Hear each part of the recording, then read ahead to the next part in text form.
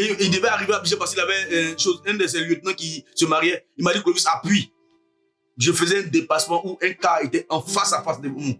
C'est-à-dire qu'il n'y avait rien à faire. C'est-à-dire qu'on était mort. L'oncle avait fermé ses yeux. Moi, j'avais fermé mes yeux. Il devait avoir collision. Mais tout d'un coup, on a entendu un bruit. Bah! On se retrouve, on ne voit pas le car. On est encore vivant. L'oncle me demande, Clovis, qu'est-ce qui s'est passé? Il dit, je ne sais pas. Qu'est-ce qu'il a dit? Je ne sais pas. Et certainement, la voiture avait disparu pour réapparaître. Je ne sais pas. Bien-aimé, Dieu te préservera de tout malheur. Tout arme forgé contre toi sera sans effet. Toute langue, l'évangile contre toi, tu la condamneras. Alexis, que Dieu te bénisse. Noëlla, Alexis, que Dieu te bénisse. Tu ne mourras pas. Tu ne mourras pas. Alléluia. Tu vivras. Parce que tu as une grande destinée. Je vous ai dit que quand la main de Dieu est sur toi, c'est qui veut dire que Dieu a un but, Dieu a un plan, Dieu a un projet, Dieu a une vision qu'il veut atteindre avec toi. Ta vie ne dépend pas de tes ennemis. Ta vie ne dépend pas des sorciers de la maison de ton père. Ta vie ne dépend pas des sorciers de la maison de ta mère. Ta vie ne dépend pas d'un homme. Ta vie ne dépend pas d'un esprit. Mais ta vie dépend du Saint-Esprit. Ta vie dépend de Jésus de Nazareth. Aucun malheur ne t'arrivera. Aucun fléau ne t'approchera. Tout approché contre toi sera sans effet. Au nom de Jésus-Christ. Alléluia. Dieu est puissant. Dieu est vivant. Gloire à Dieu. Dieu veille sur sa parole pour l'accomplir. Ça veut dire quoi? Dieu veille sur la parole qu'il t'a dite. Si tu as une promesse de Dieu, si l'Éternel t'a promis quelque chose, Dieu veillera sur sa parole qu'il t'a donnée pour l'exécuter. Bien-aimé, ne crée rien, car l'Éternel ton Dieu est avec toi. Quand l'Éternel t'a choisi, il veillera sur toi. Il te comblera. Il te gardera. Il marchera avec toi. Il fera des choses extraordinaires avec toi. Alléluia. Bien-aimé, le temps est arrivé où tu saches que avant que tu ne fusses dans le ventre de ta mère, Dieu te connaissait. Avant que tu ne fusses sorti de son sein, il t'avait consacré, il t'avait établi. Écoute-moi bien, ils te feront la guerre. Les sorciers de ta famille vont s'élever contre toi. Les puissances des ténèbres vont s'élever contre toi. Écoute-moi bien, dans ton quartier, les démons territoriaux vont s'élever contre toi. Mais ils ne pourront pas t'atteindre. Écoute-moi bien, le projet que Dieu a pour toi, Dieu le réalisera. Le projet que Dieu a pour toi, il l'accomplira. Le projet que Dieu a pour toi, il l'exécutera. Le projet que Dieu a pour toi, il le fera. Sois-en sûr. Garde le calme. Garde le calme. Regarde au Seigneur. Crois que c'est à cause de toi. C'est à cause de toi seul. Ce n'est pas à cause de quelqu'un, mais c'est à cause de toi qu'il a accepté de mourir à la croix. C'est à cause de toi. Dieu ne se partage pas, mais Dieu, il est personnel.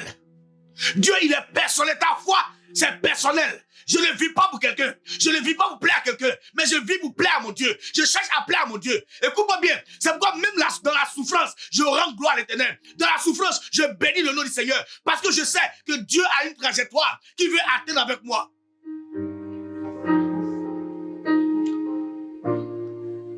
Combien de fois mes ennemis se sont levés? Combien de fois dans ma famille? Écoutez-moi bien. J'avais un seul nom, tu es bête. Tu n'es pas intelligent. Écoutez-moi bien. C'est celui qui n'est pas intelligent aujourd'hui qui est aux États-Unis. Mes frères, mes cousins, toi tu es bête. Parce que tu n'es pas allé à l'école. Écoute-moi bien. Dieu a un plan B dans ta vie. Si l'école n'a pas marché, c'est qu'il veut dire qu'il y a un plan B que Dieu a réservé pour toi. Alléluia. Il y a toujours un plan B de Dieu. La réussite, ce n'est pas le fait d'avoir des diplômes, d'avoir des doctorats, d'avoir des PhD. Ce n'est pas cela. Mais la réussite, c'est la puissance de Dieu qui caractérise ta vie. La puissance de Dieu qui est capable de te faire transcender, qui est capable de t'envoyer dans des dimensions, qui est capable de t'enlever de l'état zéro à héros. Frère, tu n'as pas besoin de diplôme. Pour aller dans des territoires, tu n'as pas besoin de diplôme pour avoir un guet privé. Et j'ai toujours dit, Clovis, tu auras un guet privé. Clovis, tu vas bouleverser ta famille. Clovis, tu vas bouleverser ta nation. Alléluia. Parce que je crois en l'Éternel, mon Dieu. Je crois en celui qui m'a appelé. Je crois en celui qui m'a choisi depuis le sein de ma mère. Celui qui m'a choisi au milieu de ma famille. Oui, parce que de cette famille, on me maltraitait. On me disait de toutes sortes de choses. Mais Dieu m'a dit, mon fils, je t'aime. Pendant que les gens m'injuriaient, Mais Dieu me disait, je suis ton père. L'Éternel, il m'a dit qu'il est mon père. Même quand j'avais perdu mon père biologique, Dieu m'a dit, arrête de pleurer, car je suis l'Éternel, ton père. Je te garderai, je marcherai avec toi. Je terrasserai des rois devant toi. Des nations seront à ta possession. L'Éternel me l'a dit. Et aujourd'hui, je suis en train d'expérimenter cela. Alléluia. Toi, tu ne vas pas réussir. Toi, tu ne seras rien. Alléluia. Écoute-moi bien. La malédiction que les gens mettent sur toi est une bénédiction. Alléluia. Quand tes ennemis t'insultent, quand tes ennemis te critiquent, bien aimé, ils sont en train de prier pour toi. Ils ont dit à Joseph, le rêveur, ils l'ont appelé le rêveur. Mais c'est Joseph qui a sauvé sa famille. Écoute-moi, je ne sais pas quel nom ils t'ont donné. Mais il faut qu'ils te donnent un nom. Accepte qu'on te donne un nom. Alléluia. Parce que si tu n'as pas de nom, tu n'auras pas d'identité. C'est le nom qu'ils vont te donner qui va caractériser ton identité. Alléluia. Oh, brosa karabos, rebeleko saka. Alléluia. Moi, je regarde à l'Éternel, mon Dieu. Je fais confiance en Dieu. Quelles que soient les années, quels que soient les temps qui passent, je fais confiance à l'Éternel. Bien aimé, j'ai fait 5 jours, ma femme et moi, 5 jours sans manger. On buvait de l'eau. Pas parce qu'on voulait. Mais l'Éternel, miraculeusement, a ordonné à une femme. Il s'est révélé à une femme pour dire, mon serviteur a besoin de manger. Mon serviteur a besoin de temps. La femme est venue et dit, je cherche un pasteur qui habite ici. Il dit, c'est moi. Elle dit, je vous envoie des yams, je vous envoie un sac de riz. Voici de l'argent. J'ai vécu cela. Un jour, j'avais 175 francs dans ma main. J'ai dit à ma femme, chérie, tu crois que je suis prophète? Elle dit oui. Tu crois que je suis prophète? 3 fois, elle m'a dit oui, mon mari, je sais que tu es prophète. Elle dit, ce soir, on va manger poulet. Je lui ai donné 175 francs. Elle dit, moi, je viens. Elle dit, donc, ça coûte 175 francs. Je t'ai dit, tu es prophète, tu es prophète. Elle dit, chérie, le soir, on va manger poulet. Et je suis sorti, j'ai marché. Alléluia. Et cette nuit-là, une femme m'a donné 150 000.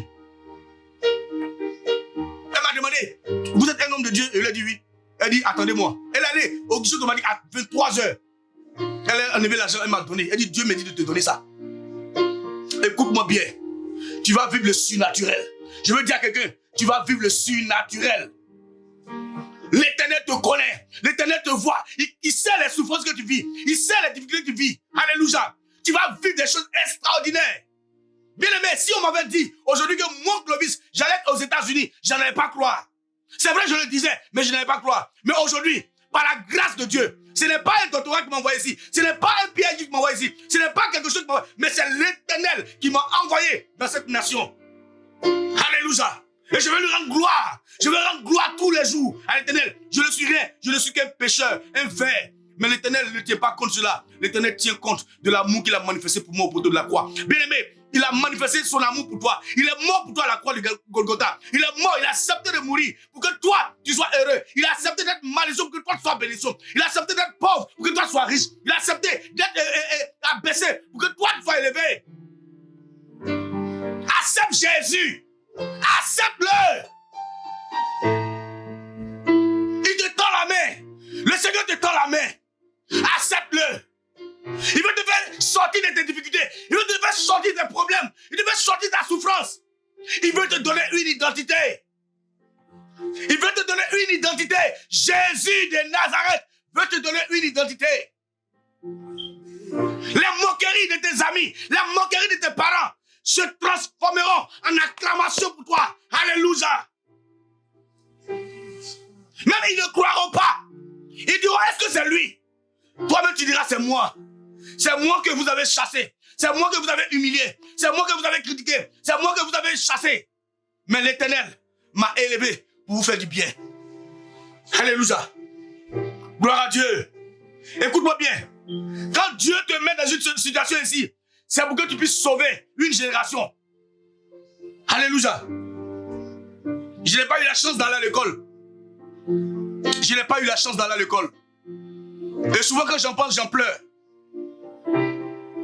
Aujourd'hui, je suis étonné de pouvoir m'exprimer en français. Et de pouvoir bien m'exprimer. Je ne suis pas parti à l'école, j'ai un niveau 4e. Mais ça n'a pas empêché Dieu de m'envoyer là où je suis aujourd'hui. Aujourd'hui, beaucoup de personnes veulent venir aussi aux États-Unis parce qu'ils voient Clovis aux États-Unis. Bien aimé, chacun a sa grâce. J'ai payé le prix. Mais toutes ces choses, Dieu met chacun à sa place. Ta vie sera un prodige. Ta vie sera un témoignage. Alléluia. Pour tous ceux qui t'ont connu, ils rendront témoignage. Vous ne savez pas combien de fois j'ai pleuré. Combien de fois j'ai été ridiculisé, même avec mes amis. Parce que je n'étais rien. Je n'avais que ma bouche, ma parole, pour me satisfaire. Un jour, ma femme et moi, on n'avait rien à manger, on n'avait rien à la maison. Et on partait à Angré. Vous savez, celui qui connaît Angré Extension, il y avait la brousse. On partait s'asseoir dans la brousse et on partait prier. On partait pleurer devant le Seigneur. Et un jour, on devait me foutre dehors de ma maison. J'appelais celui qui est mon père spirituel. Vous savez, tout ce que Dieu fait bon. Je le dis parce qu'aujourd'hui, je rends gloire à Dieu. Je ne comprenais pas. Je me plaignais, Seigneur, pourquoi ça encore? C'est toi qui m'as appelé, je me plaignais. Et quand je suis parti, il m'a dit, ah, mon fils, je n'ai pas d'argent. J'avais un ami d'enfance, je suis pas de le voir aussi, il dit, yo, faut m'aider, on veut me chasser de ma maison. Il dit, ah, je me suis retrouvé. Je devais faire confiance à l'Éternel. Je devais faire confiance en Dieu. Je devais faire confiance à l'Éternel. Dieu est en train de me montrer que les hommes ne peuvent rien pour moi, mais c'est lui Dieu. Je dois me recommander entre ses mains. Je dois me confier entre ses mains. Et pendant que ma femme m'ont allé pour pleurer dans la brousse, pleurer devant lui, un fou sort de nulle part. Il me dit, hey, toi là-haut, si c'est pas que Dieu va t'élever, c'est pas que Dieu va te bénir, tu peux pas, toutes ces constructions-là, c'est pas que tu vas construire ces maisons. Tu t'inquiètes de quoi? Et il dit à ma femme, ce monsieur-là, il faut bien l'attraper. Et nous, on a chassé le fou. Alléluia. On a chassé le fou. Mais c'est après, on s'est rendu compte que le Seigneur l'avait envoyé pour nous donner un message. Et ça nous a réconfortés. Et on a su. Écoutez-moi bien. Je vais vous dire quelque chose. Je n'ai jamais fêté d'anniversaire. Je n'ai jamais fêté d'anniversaire. Parce que j'ai vécu dans la souffrance. Mais un jour, je vais vous donner un thème. L'aiglon. Je vais vous donner le thème de l'aiglon. Comment l'aigle met ses petits au monde et comment ils grandissent. Vous allez comprendre que la grandeur est attachée à la souffrance. Vous allez comprendre que la grandeur est attachée aux difficultés. Vous allez comprendre que la grandeur est attachée au rabaissement, aux humiliations. Bien-aimé, on m'a humilié des moments. Mais j'ai eu toujours le sourire. Alléluia. Parce que je connais mon Dieu. Alléluia. Vous savez, je ne suis pas rassasié parce que je n'arrive pas à bien rendre ce témoignage-là. Tellement il y a eu des événements dans ma vie. Alléluia. Mais aujourd'hui, Dieu a changé mon nom. Alléluia. Dieu a changé mon identité.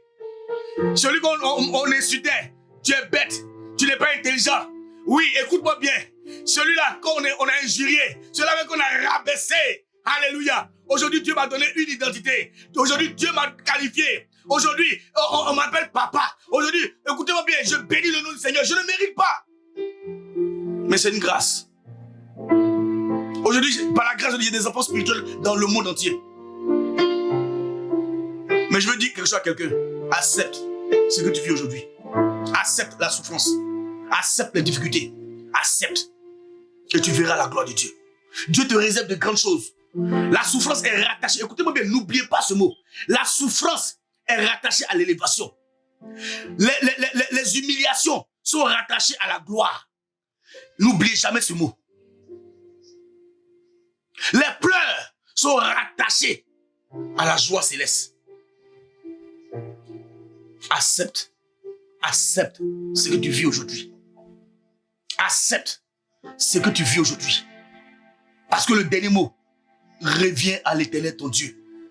Il y a des moments où j'ai prié pour des gens pendant que je n'avais même pas à manger.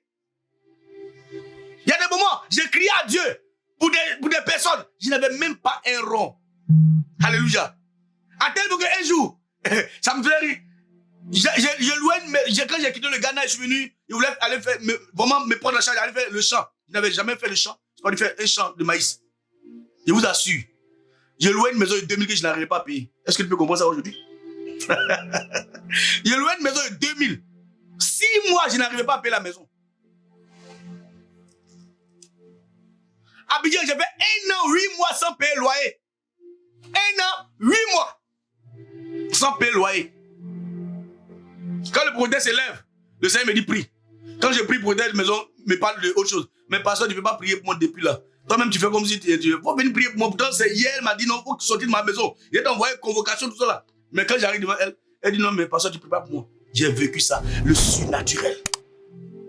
J'ai pris 40 jours de jeûne.